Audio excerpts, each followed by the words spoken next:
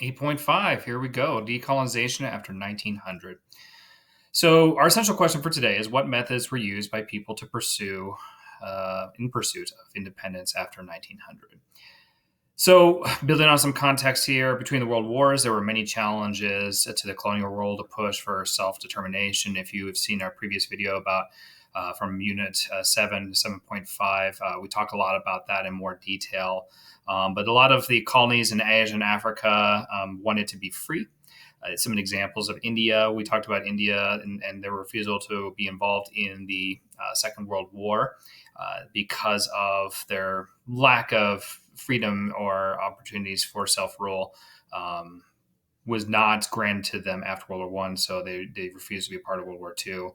And of course, Mahatma Gandhi and his movements going on during that time. French West Africa, the strikes, the railroad strikes, the general strikes that are going to kind of push for more self-rule as well. And so those are things that are going on between the world wars, and the decolonization itself is mostly going to happen after World War II.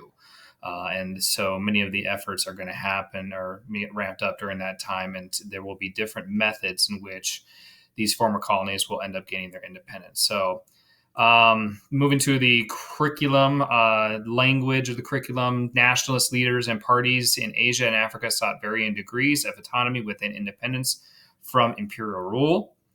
And more specifically, after World War II, some colonies negotiated for their independence while others achieved independence through armed struggle. So let's talk about the beginning of the examples here. We're going to start with ones that negotiated for independence from their colonial rulers. India, Ghana, and West Africa are going to be our three examples. They're the illustrative examples from the curriculum itself. So let's start with India. So let me get my face off of Gandhi here. The partition of South Asia. And so there is going to be a big push for independence between the world wars. And there's been a push for independence to some degrees going back to the late 1800s. The establishment of the Indian National Congress,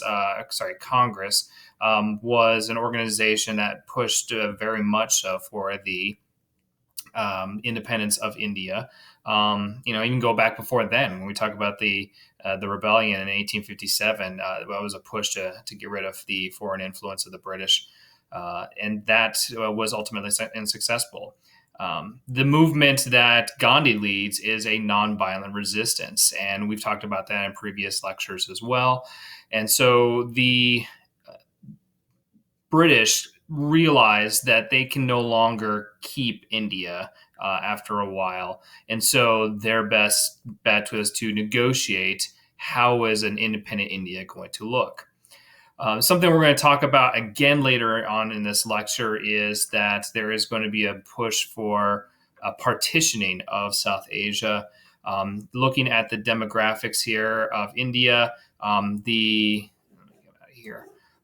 red itself is where you have the majority of the population, and the darker the red, the more majority that they hold of people who are Hindu. And then in areas here where they're green is places where Muslims are primarily the majority. Now, if you took all of South Asia and what was India under the British rule, Hindus outnumber Muslims by a lot.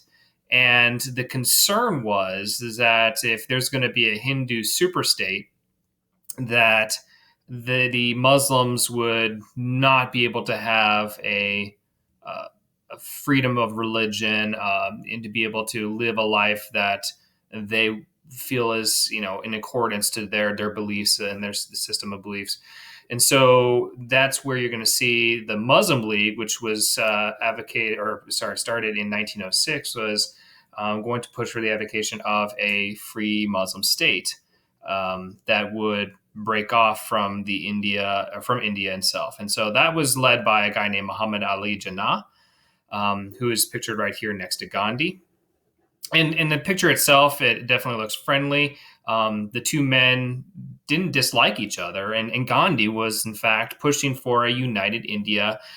He thought the creation of a secular state could solve many issues. But Jinnah and the Muslim League were very afraid of, ultimately that they would become victims of Hindu nationalism, which was very, very apparent at that time. Remember, Gandhi was killed by Hindu nationalists. And this was something that they feared. So he definitely pushes for the idea of a state of their own for Muslims, and that would be in India. And so that's what ends up happening with the partitioning of South Asia. And since I'm talking about it now, I probably won't talk about it as much later on in the lecture. But this was all negotiated and all settled through negotiation. The violence, there was some violence in moving India towards independence, but largely what ends up becoming successfully giving them independence was the negotiation. And then they established their own constitution and create a secular government. So, but regardless, Pakistan is going to create its own government, and it would be more reflective of not Arabic, but Islamic principles. Okay, so the next example of a country that is going to negotiate its independence is Ghana. And Ghana was called the Gold Coast. It's along West Africa. And it's the first sub-Saharan African to gain their independence from the British. And so one man who's largely responsible for those negotiations is Kwame Nkrumah. And Kwame Nkrumah, he becomes that first president of Ghana. He was an intellectual that was, educated in London, very apparent to him in his education that Black people were treated and discriminated against within the British Empire. And so, when he returned home, he pushed for this sense of nationalism that they needed to kind of create a country of their own self-rule. And, not just for the people of Ghana, but also all Africans himself. He promoted this idea of Pan-Africanism, that regardless of the different language, ethnic identities of African people, they still are, share more in common culturally, politically, economically, and that they should be more united in that sense. But anyway, when he ends up negotiating, him and others negotiate their independence from the British, they create the sense of nationalism more so. They create their own sense of history, a currency, a flag, an anthem, museums to their history, monuments to their country, and so forth. All the things that you would need to do to create this sense of a national identity and nationalism in general. Big promoter of public works projects. Over time, Nkrumah does kind of claim this idea of dictator powers, and it's not that he was like a bad ruler, but he was very authoritarian and such. But again, he's promoting for this idea of Pan-Africanism. He was a big founder of the Organization of African Unity in 1963. But economics is a big problem sometimes, especially for newly independent states, as we'll talk about in our next lecture. And that ultimately led to a military coup that is going to overthrow Nkrumah in 1963. And stabilization politically, economically in some of these former colonies is not without its problems. And that's something that occurs here in Ghana. But the big takeaway is that, again, Ghana is another great example of a country that ends up negotiating its freedom, negotiating its independence from its former colonial rulers. The last example from the curriculum of countries that are going to negotiate independence from their former colonial rulers is the French West Africa. So these are countries of Senegal, the Ivory Coast, Niger, and so a bunch of other territories in and around this area of West Africa too. Don't include Algeria in that because we're going to talk about them a little later. And so France ruled indirectly over these areas. They essentially created puppet governments led by local chiefs and used existing governments to kind of rule over this area. But again, because they do have their foot into um, the door of the local issues and such, they are not truly independent. And so there is going to be nonviolent movements, strikes against. I mean, the railroad strikes is a big example of that because the railroads were essentially what allowed the French to benefit from those colonies. They get the stuff from the interior parts of Africa to the coast that they can give back to France and so forth. So, if the railroads aren't functioning, the colony is not benefiting you in the way that you set out to, use it to begin with. So, this eventually kind of leads to the French being willing to negotiate, knowing that they could not hold on to these territories. And of course, right after World War II, with France, hit by World War II, and then the fact that they're uh, kind of rebuilding their country, and it's not terribly bad. Paris was never really hit hard, but parts of the country are needing rebuilt, and the focus is there. So to negotiate was their best option at that point too. So France, because they had invested so much in a lot of the infrastructure of these places, and advanced agriculture and trade and such, these countries negotiated their independence. Did have some stuff to build off of, but they too will have problems that do plague them today, and a lot of them stem to ethnic violence sometimes, just because when these states were created, or these boundaries were created, they were superimposed. And when they were negotiated in the Berlin Conference, they didn't really take into account who's living there, only to what is there. And so they could draw circles around and lines around things that they knew they could get access to as far as resources go. All right, so let's move on to the next part. These are examples of countries who gained independence through armed struggle. So our first example is Algeria. And another example of a former French colony. It's gaining its independence through armed struggle.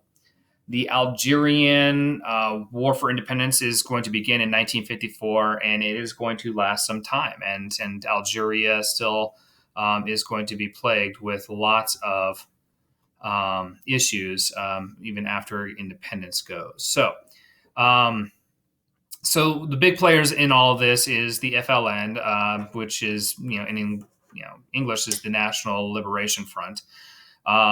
This is going to lead the independence movement through armed struggle through the use of guerrilla tactics, hit and runs, bombings, and things like that.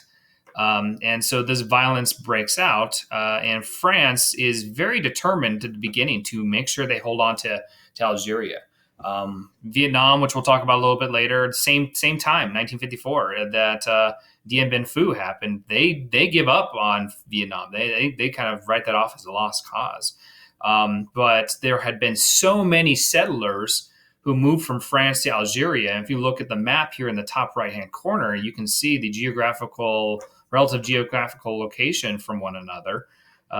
There was a lot of settlers who moved there, and many people saw Algeria as part of France. Even the president of France, Charles de Gaulle, saw this as French territory, and he didn't want to easily give it up. So the armed conflict, armed struggle is going to last some time, and there will be a lot of people who will die on both sides, especially on the Algerian side, because the French came in and they used some pretty extreme tactics. There has been stories about torture that were committed by the French soldiers against the Algerian people, trying to find the FLN and take out their leaders and things like that.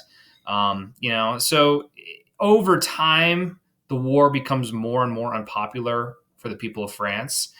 And eventually, Charles de Gaulle decides to skip the National Assembly and go straight to the people and ask them, what do you want? What should we do with Algeria? And so he presents this referendum to the French people. to vote whether or not to give them independence, into which the referendum came back as yes, they should have their independence. And that's a lot to do with not wanting to continue to fight this war, to see soldiers of France go and commit atrocities against the Algerian people, and that ends up leading to their independence. But during the whole transition of independence, more violence is going to break out because you have factions who are fighting for control in Algeria. And so many people who were very pro-France, especially people who are kind of French descendants who had settled there, began to move and flee France. And even a lot of people who are more Arabic Arabic-looking individuals who had very strong French ties, moved to back to France, or moved to France, and this ends up creating a housing crisis, a housing problem within France, and it had economic strains at the same time. And so France is also going to have a very anti-immigrant sentiment towards these Algerians who are moving to their country. And so one thing about the French people, they're very proud and nationalistic minded people, and so they don't always view former French colonial people who do move to France as French citizens, and that is something that still goes on today. This kind of reckoning of who is French and a French citizen inside France itself. Algeria, once it wins its independence, is going to be plagued by political and economic instability and civil war. Another civil war will break out in 1991, and it lasts over a decade. So Algeria is still a country who is trying to find their footing after independence, but a very strong example of the armed struggle that gets them to independence to begin with. The next one is Angola. This is a former Portuguese colony, and they're going to fight a war for independence in Angola from 1961 to 1974, so roughly 13 years. And this is a complex one, and not to get into too much detail, basically you have three major ethnic groups that make up Angola. Remember, much of the African countries, when their borders were drawn, it did not take into account who was living there. So the three major nationalistic groups are fighting for independence from Portugal, and they're also at the same time fighting each other for who's going to be the ones who control the government and control the resources in Angola, once the independence is won. So many atrocities were committed by both sides, Portuguese, the Angolans themselves. And Portugal, much like with the United States and Vietnam, they win every major military victory and everything. But, this war, you invest a lot of men, you're sending soldiers to go fight and die. It causes problems at home, and people, the war becomes unpopular in Portugal as well. So eventually, the internal problems of Portugal pushes them more so to give up their fight to retain Angola, and they eventually give its independence. And because Angola, the way it's set up with the major ethnic factions, they're going to be continued to fight after they gain their independence, fight each other to see who could end up gaining control of Angola. And that goes on for a very long time. Even today, there is ethnic tensions and issues in Angola over control and everything. So it's again, decolonization is not going to be the smoothest transition with every country, and there are consequences that come with it. So, all right, the next one's Vietnam, which I've talked about Vietnam several times in previous lectures. I'm sure if you've been watching the other lectures, you're aware that Vietnam, it's going to win its independence first from France and then the United States as they try to stop the spread of communism from the north to the south. So a big important note is 1954. They are going to surround the French forces at Dien Bien Phu, get them stuck in the valley.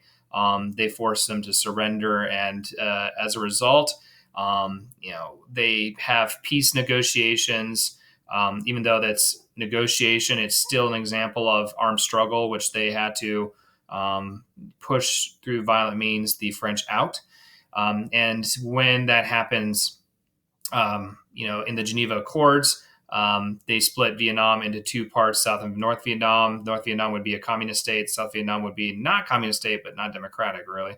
And the United States is going to back the South as the North tries to reunite the whole of Vietnam under a communist government led by Ho Chi Minh. Over time, though, the war becomes unpopular in the United States, and the United States decides to withdraw in 1973. And by 1975, the South Vietnam had fallen to the North, and it is a united country under communist governments rule today. But they do allow free markets and private businesses. They are very similar to the Chinese, what they do today as well. But they used guerrilla tactics to defeat both giants. The United States militarily, we dropped more bombs on Vietnam, we killed more of their soldiers militarily. We won this war, but, guerrilla wars and insurgencies, because they are so determined to gain independence, they don't have to, it becomes a war of attrition, but there's also the fact that the war becomes unpopular at home when you have 50,000 soldiers who were killed in Vietnam from the United States. With people not really understanding why they were fighting there to begin with. And so it was more of they outlasted the United States through this armed struggle. But yeah, that's something that Vietnam wins their independence for using armed conflict itself. Okay. So going back to the curriculum language, regional,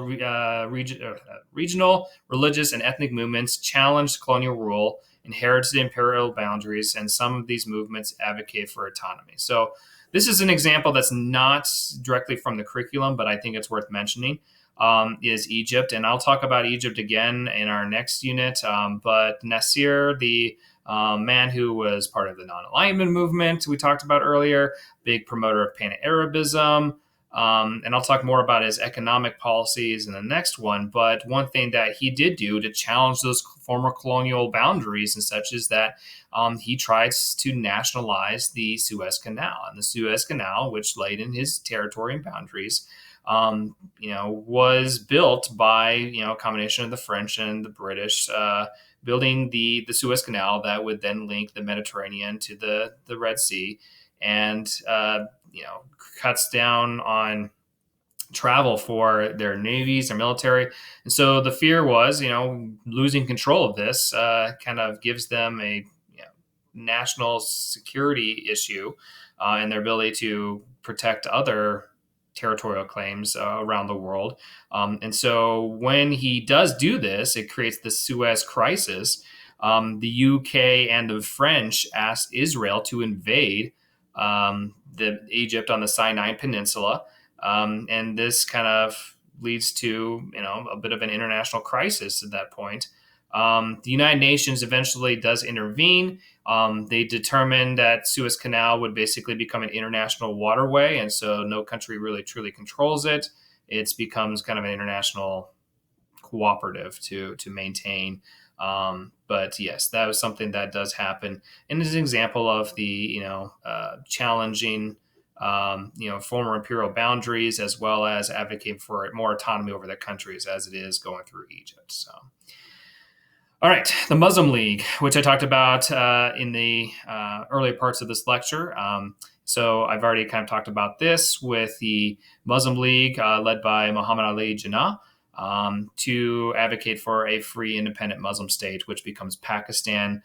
Later, another Muslim state was formed in Bangladesh, but these states were created because of the religious movements to try to create a state for the Muslim people, so that the Muslims would not be a minority inside of India. And then another example, and a lot of people don't know about is Quebec. And now Quebec is a region of France that was originally settled by French people in the 1700s.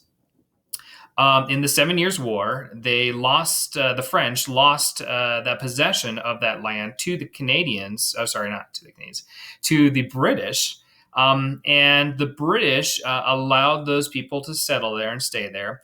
And they allowed them to continue to practice Catholicism, despite the British being a Protestant state. But despite the fact that they were given a lot of leeway and freedoms, their ethnic identity of being French Catholics, French Canadian Catholics, still continues to this day. If you go up to Canada, any part of Canada today, everything's written bilingually, in English and in French. It's probably to your advantage as a politician, if you're running for prime minister, that you should be able to speak both French and English, as does the prime minister of Canada today, Justin Trudeau does. But regardless of so many of the advantages that the Quebec or the Quebecois people have within Canada itself, there's still this ethnic identity and nationalist movement to create a country of their own, so to break away from Canada and create just Quebec, the country. And so sometimes this is known as the Quiet Revolution. In the 1960s, it gained steam. The Liberal Party gained power over the Parliament in Canada, and they pushed for a lot of economic and political reforms that many French Canadians did not like. And so this expanded their nationalism and so forth. And so they were pushing for an independent Quebec. There is a small splinter group that does, become violent, set off a few bombs, kill some people, but not large-scale violence or by any means. But that's something that does happen. In the 1970s, Prime Minister Pierre Trudeau, who happens to be Justin Trudeau's father, was a Quebec native, and he ends up becoming elected prime minister. And that kind of helps preserve this unity of the country for that time. But in 1995, there was a referendum that was voted on to make Quebec an independent country, and it just fell just a little short. But even today, there are still a lot of people in Quebec who want to be a free independent, and the Quebecois people, maybe one day they will end up getting their independence from Canada. But those movements typically only come around when the economies are struggling in those countries, which, with the pandemic that's going on right now and the economic consequences of that, who knows if that becomes a thing again in the near future. All right. Another example of, something that movements based off of religion is what goes on in Nigeria. Nigeria is probably the most ethnically diverse, culturally diverse country in Africa. There's so many ethnic groups, languages, religious identities, and so forth. So one of the examples that kind of how this fits into our curriculum is in 1967, the Biafran Civil War breaks out. And so this is a lot over the autonomy of religion over certain areas, control of certain areas. The Igbos people, they're basically a westernized Christian tribe. And they took control of a region of Nigeria, the Niger River Delta area. It's very oil rich, and oil being such an important product and consumable that that it is very important for the economics of Nigeria. So they seek to have autonomy because of that. They were targeted by the Hasu Fulani Islamic group, and again, pronunciations, I'm not 100% sure on that. But anyway, this attempt to secede from Nigeria does ultimately fail. But later on, there is a series of military coups in Nigeria that reorganized the government to create these 36 federated states where they have more autonomy over their area. And that does kind of lead to lessening of tensions, but not a completely gotten rid of them. And so there are still tensions today between Christian and Islamic tribes. And so if you guys have read the news lately, the idea of Boko Haram, they are kind of still part of this continuing ethnic violence that exists in this part of the world today. So, all right. So our question today, our central question, was what methods were used by the people to pursue independence after 1900? So that's something that you need to answer in Canvas and respond to. So good luck to you all on that. It should be pretty obvious, hopefully, if you've watched the whole video, which I hope all of you are. So you're getting your education in still. All right, that's it for me for now. I will talk to you all later. And I hope that this video finds you all healthy and safe. And yeah, I'll see you soon.